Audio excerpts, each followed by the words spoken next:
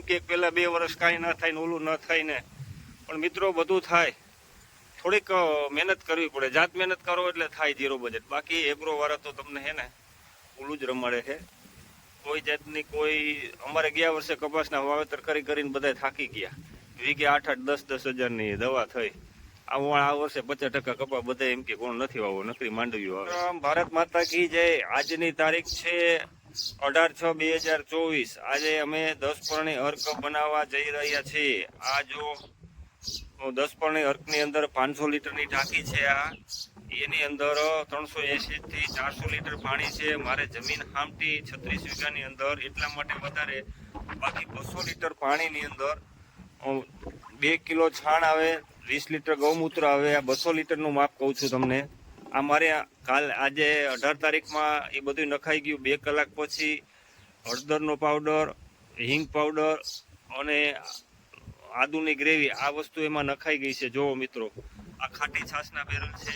આ મારે ગાયુંનો વાડો છે. મારે લગભગ 10-15 જાતના પાંદડા તો મારા ફાર્મ ઉપર જ થઈ જાય છે. મારે બહુ લેવા જવા પડતા નથી. પારિજાત, લાલ કરેણ, તો પછી આ છે અડુસી, આ સરગવો, આ લેમન ગ્રાસ,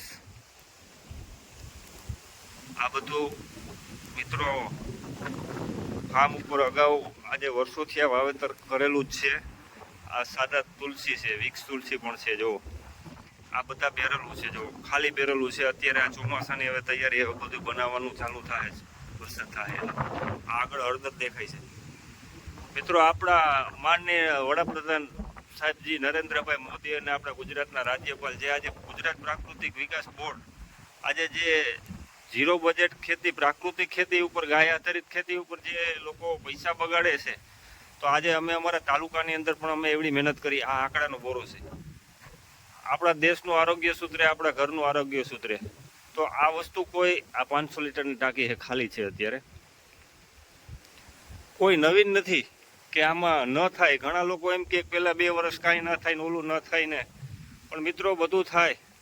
થોડીક મહેનત કરવી પડે. જાત મહેનત કરો એટલે થાય ઝીરો બજેટ. બાકી એગ્રો વાળા તો તમને હે ને ઓલું જ રમાડે છે. કોઈ જાતની કોઈ અમારે ગયા વર્ષે કપાસના વાવેતર કરીને બધા થાકી ગયા. વીઘે 8-10 હજારની દવા થઈ. આ વર્ષે 50% કપા બધા એમ કે કોણ નથી વાવો, નકરી માંડવીઓ આવે છે. એટલે મિત્રો, કોઈ ગાય આધારિત ખેતી, ઝીરો બજેટ ખેતીમાં કોઈ જાતનું કંઈ નવીન છે નહીં. આગળનો વિડીયો મૂકેલો છે 18 તારીખમાં.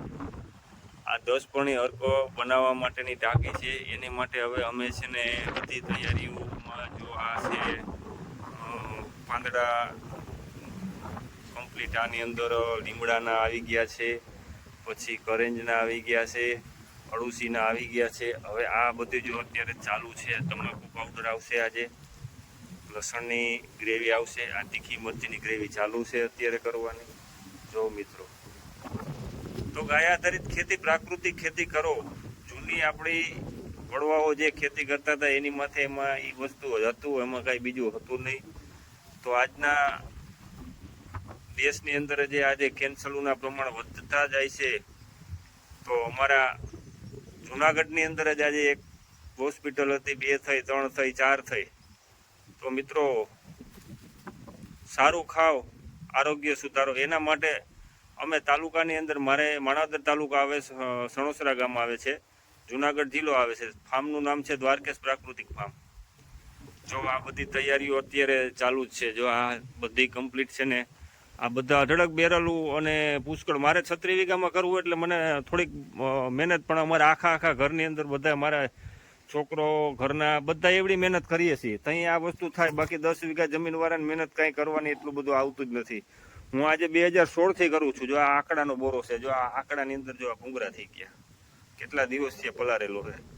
આમાં કાંઈ છે નહીં. અમારી દ્રષ્ટિએ અમે જોઈએ તો કોઈ ઝીરો બજેટ ગાય આધારિત ખેતી કરવી અઘરી લાગે ને. ઘણા લોકો એમ કહે કે પહેલાં 2 વર્ષ કે 3 વર્ષ કાંઈ ના થાય ને. સુભાષ પાલેકર પદ્ધતિ કરો એટલે પહેલા વર્ષે કેમિકલનું કરો એટલું જ થાય. જય ગૌ માતા.